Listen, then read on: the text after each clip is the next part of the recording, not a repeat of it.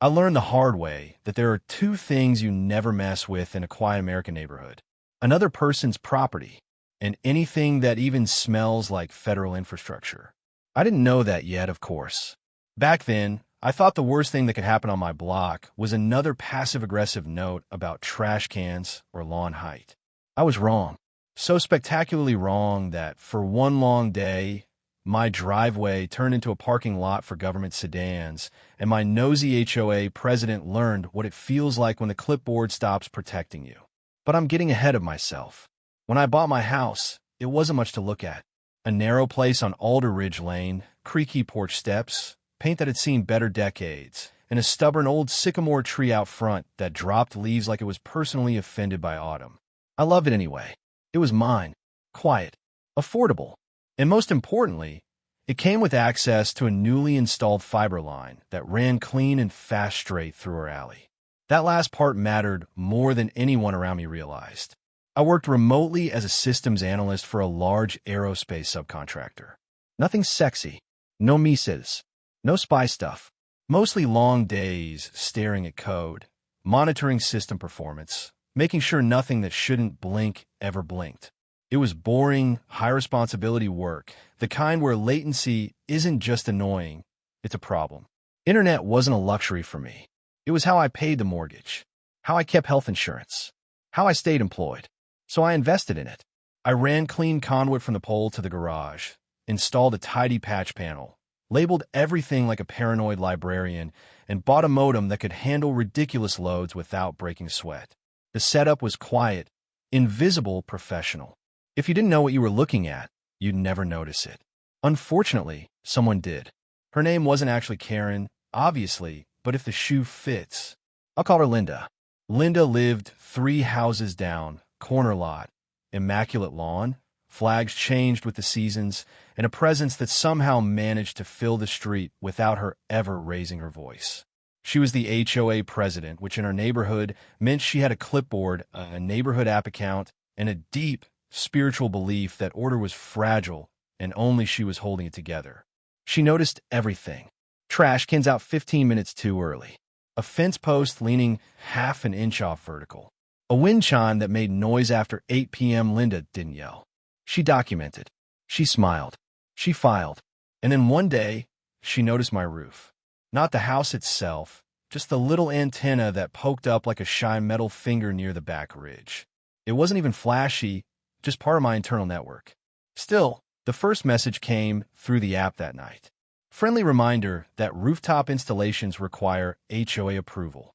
I replied politely. Explained it wasn't visible from the street. Not an installation in the traditional sense. Not even new. She responded with a thumbs-up emoji that somehow felt like a threat. From that point on, she hovered. She asked about cables she didn't understand. Complained about utility workers who weren't even there for me. Once accused me of installing a satellite dish I didn't own. Each interaction was cordial on the surface, but there was an edge underneath, like she decided I was a problem that just hadn't revealed its violation yet. Then came the Monday morning everything went quiet. I got home from a short grocery run and felt it immediately, that wrong kind of silence. No doorbell chime when I walked in.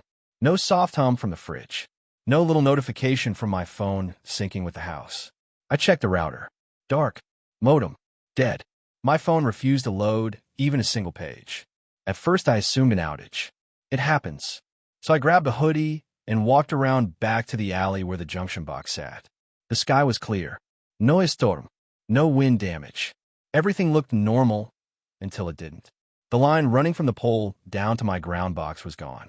Not frayed. Not torn. Cleanly cut. Surgical.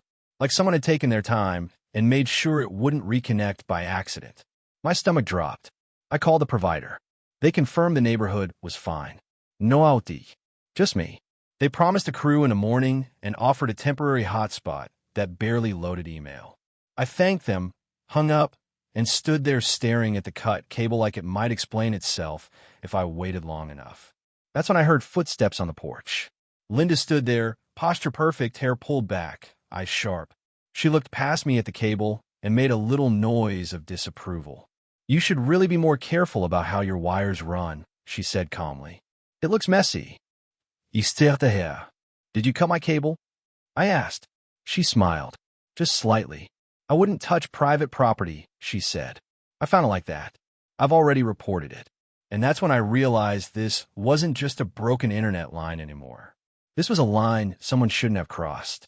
I stood there for a second after she left, just listening to the porch boards settle back into place, trying to decide whether I was angry or just stunned, because there's a special kind of whiplash that comes from realizing a neighbor might have crossed from annoying into unhinged while smiling at you the whole time. I didn't chase her, didn't argue, didn't even say anything clever. I just took photos, lots of them, close-ups of the cut, wide shots of the alley, timestamps, angles, the kind of documentation you learn to collect when your job trains you to assume everything will someday be reviewed by someone who doesn't know you and doesn't care how reasonable you sound. I posted a short, factual message on the neighborhood app. Nothing accusatory, just that my service line had been deliberately cut. The provider was notified, repairs scheduled, and that tampering with utility equipment was a serious issue. I hit post and put the phone down because I already knew how that app worked. Once you light the fuse, you don't control where the sparks land. Within minutes, the replies started rolling in. Some neighbors were angry on my behalf. Others immediately jumped to theories about vandals or bored teenagers. One guy offered to loan me a generator like we were preparing for a siege. And then there were the quiet ones, the people who didn't comment but viewed the post twice, 3 times, the ones who knew exactly, who had a history of finding problems in other people's yards. Linda responded about 20 minutes later. She wrote that she had reported the damage to the HOA, that unsightly wiring had been a concern before, and that everyone should remain calm until the provider resolved the issue. It was written in that same polished tone she used for everything, calm, official, and just vague enough to sound helpful without actually saying anything. I didn't reply. The next morning, the provider's truck pulled up just after 8. The technician was a guy named Mark, mid-40s, sunburned neck, coffee thermos that had clearly lived a full life. He didn't even need a ladder. One look at the line, and he let out a low whistle. "That's clean," he said. "Real clean. Accidental?" I asked, even though I already knew the answer. He shook his head. "Nope, that's a tool cut. Someone wanted it dead." He took photos, ran tests, and then paused longer than I expected while scrolling through something on his tablet. He glanced up at me. "What do you do for work?" he asked casually. I hesitated for half a beat, then told him the truth, broad strokes, nothing classified, just enough. He nodded slowly, like a piece of a puzzle had clicked into place. "That explains why this tripped upstream alarms." I blinked. "Upstream alarms?" "Your line routes through a shared commercial exchange," he said. "Normally, a residential cut wouldn't raise eyebrows, but your circuit's flagged as priority traffic. When it went dark, it didn't just disappear quietly. I felt that cold, sinking sensation again, the one that tells you something is about to become much bigger than you planned for." He made a call, then another. He stepped a little farther away, voice low, professional, and when he came back his demeanor had changed. Straighter posture, less small talk. "They're expediting the repair," he said. "But there's going to be some questions." I didn't even have time to ask what kind before the first black sedan rolled onto the street. Then another. Then another. They parked neatly, deliberately, like they'd rehearsed it. Doors opened. People stepped out. Men and women, not flashy, not aggressive, just unmistakably official. Suits. Earpieces. The kind of presence that doesn't rush, but also doesn't waste time. My neighbors noticed immediately. Garage doors froze halfway open. A kid on a bike stopped pedaling. Curtains shifted. Linda appeared at the edge of her driveway, clipboard in hand, like it was muscle memory. One of the agents approached me, polite smile, calm voice, asked for my name and ID. Another spoke quietly with Mark. A third walked the alley, photographing the cut cable and the surrounding area. Everything was methodical, almost boring in its efficiency, which somehow made it more unsettling. Linda drifted closer. "I'm the HOA president," she announced before anyone asked. "Is there a problem?" One of the agents turned to her, smiled professionally, and asked a few routine questions. Had she noticed anything unusual? When had she first seen the damage? Had she reported it to anyone else? Her answers were quick. Too quick. Clean. Rehearsed. She said she'd discovered the cut early that morning during her routine walk. Said she'd immediately documented it. Said she had no idea how it happened, but was very concerned about neighborhood safety. I watched her while she spoke, not with anger, but with a kind of detached curiosity, because when you spend your career watching systems fail, you learn to recognize patterns, and her story had the same feeling as a log file that's been edited just a little too carefully. The agent nodded, thanked her, and then said something that changed the air on the street. "Ma'am, because this line was associated with critical communications infrastructure, we need to determine whether the damage was accidental or intentional." Linda's smile tightened. "If it was intentional," he continued, "there are federal statutes that apply." That was the first time I saw it, the flicker. Not fear exactly, but recalculation. They asked me questions next. Where I'd been the night before. Who had access to my property. Any ongoing disputes. I answered honestly, carefully handed over my photos, my timestamps, the post history from the app. One of the agents thanked me and said I'd done exactly what they would have recommended. Meanwhile, Mark and the repair crew kept running tests, and every result pointed in the same direction. Deliberate. Targeted. No collateral damage. About half an hour later, another car arrived, this one less subtle, government plates, a uniformed liaison who introduced himself with a handshake and a name that immediately fell out of my head because my brain was too busy processing the fact that my internet outage had officially become a federal matter. "We're not here to alarm anyone," he said calmly. "But when certain commercial handoffs go down, protocol requires investigation." Linda wasn't hovering anymore. She'd retreated to her driveway, arms crossed, clipboard hanging uselessly at her side. That's when a neighbor across the alley, a quiet guy named Tom, who mostly kept to himself, approached one of the agents holding his phone like it might explode. "I think I might have something," he said. Turns out Tom had a security camera pointed at his garage, motion activated, nothing fancy. He'd been reviewing footage after seeing my post, just out of curiosity. At 2:12 a.m., his camera had caught someone pacing near the utility pole, stopping, bending down, standing back up. The image wasn't perfect. Grainy. Night mode. But the posture was unmistakable. The walk. The hair pulled back. The clipboard tucked under one arm like a habit she couldn't break even in the dark. "Linda." They asked her to step aside. She tried to maintain composure, but her story began to shift under the weight of timestamps and call logs. Small inconsistencies at first.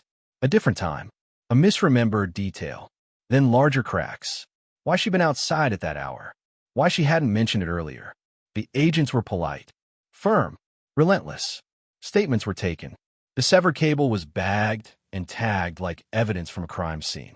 The street, which had been buzzing an hour earlier, fell into a hush that felt heavy, consequential.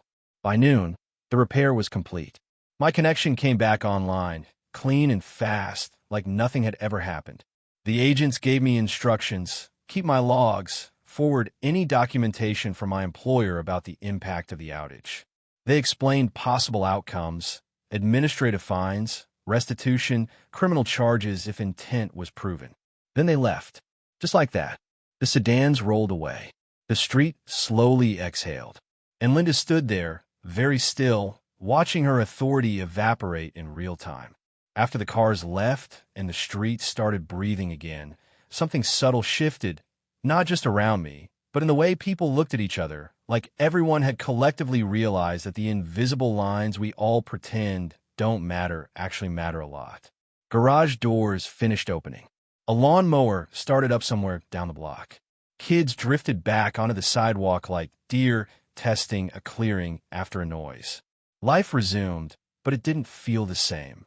Linda stayed where she was for a long moment, arms folded tight, staring at the spot where the last sedan had disappeared. The clipboard dangled from her hand like it had finally run out of purpose. No one approached her. No one defended her. That silence was louder than anything anyone could have said. By that evening, the neighborhood app was on fire. Screenshots of earlier posts resurfaced. People quoted Linda's comments back at her, the ones about unsightly wiring and community standards. Others admitted, a little sheepishly, that they'd seen her out late before, that she'd always claimed she was checking compliance or following up on reports. A few try to calm things down, reminding everyone that no charges have been filed yet, that due process mattered. But the tone had shifted. The mystique was gone. Power only works as long as people believe in it. The HOA board called an emergency meeting 2 days later. Not the usual quarterly gathering with stale cookies and complaints about fences, but a real one. Closed door at first, then open once word spread. I didn't plan to attend. I really didn't. But curiosity has a way of winning when you've been unwillingly cast in the center of something. Linda sat at the head of the table when I walked in, posture rigid, jaw clenched. The rest of the board avoided eye contact with her. There was a stack of papers in front of them, printed screenshots, timelines, the provider's incident report, and a brief letter acknowledging a federal inquiry. No conclusions. No accusations. Just facts. She spoke first, of course. She said she'd only meant to enforce the rules, that the neighborhood had been slipping, that standards mattered. She said she never intended for things to escalate, never imagined her actions would trigger something so serious. She avoided the word cut entirely, danced around it like language itself might indict her. When it was my turn, I didn't raise my voice. I didn't need to. I explained what that connection meant to my livelihood, how it wasn't decorative, how it wasn't optional, how I tried, repeatedly, to address concerns calmly. I talked about trust, about property, about the difference between governance and control. Someone asked Linda directly if she'd touched the cable. She didn't answer right away. That pause did more damage than any confession could have. The board voted before the meeting ended. Unanimous. She was removed as HOA president pending the outcome of the investigation. No drama. No shouting. Just a quiet acknowledgement that whatever she'd thought she was protecting, she'd gone too far. She walked out without looking at anyone. Later that night, I was back in my garage, plugging a surge protector into the modem, listening to the soft, reassuring hum of systems coming back online. The lights blinked green, steady, healthy. Data flowing. Life resuming. Across the street, Linda stood on the sidewalk, arms crossed, staring at my house like it was an unsolved equation. For a second, I considered staying inside, letting things end there. But something in me wanted closure, or maybe just clarity. I grabbed 2 coffees and walked over. "Do you want to explain?" I asked, holding one out. She looked at the cup like it was a trap. "I was just trying to keep order," she said finally. Her voice was quieter now, smaller. People don't realize how quickly neighborhoods fall apart. Order isn't the same as control, I said, and it definitely doesn't include cutting someone's property. She didn't argue, didn't deny it, just looked down at the sidewalk like it had betrayed her. "They won't arrest me, will they?" she asked, almost to herself. "I don't know," I said honestly. "That's not up to me." She nodded, once like she'd expected that answer. The investigation dragged on quietly after that. No dramatiquerists, no flashing lights, just paperwork, interviews, and a letter months later about restitution and fines. Enough to sting, enough to leave a record, enough that she resigned from the HOA entirely and stopped posting on the app. Some neighbors felt sorry for her. Others thought she got off easy. The block settled into a new rhythm, looser, less policed, more human. People talked again, laughed more, let things slide. As for me, my internet's never been faster. The provider rerouted my connection, added redundancy, flagged it even higher priority than before. Every time I check the logs and see that steady green heartbeat of packets flowing, I think about how fragile systems really are and how quickly small abuses of power can collide with forces far bigger than anyone expects. Sometimes justice doesn't arrive with drama or speeches. Sometimes it shows up as a clipboard losing its authority, as camera timestamps, as cold procedure that doesn't care who you think you are. So I'll leave you with this. Was Linda a villain, or just someone who mistook control for responsibility? Did the response fit the crime, or did the system overreact to a neighborhood dispute? And where do we draw the line between community standards and personal boundaries? I'm genuinely curious what you think. Drop a comment. Share your take. Because somewhere out there, someone else is staring at a line they think they're entitled to cross, and they might need to hear this story before they do.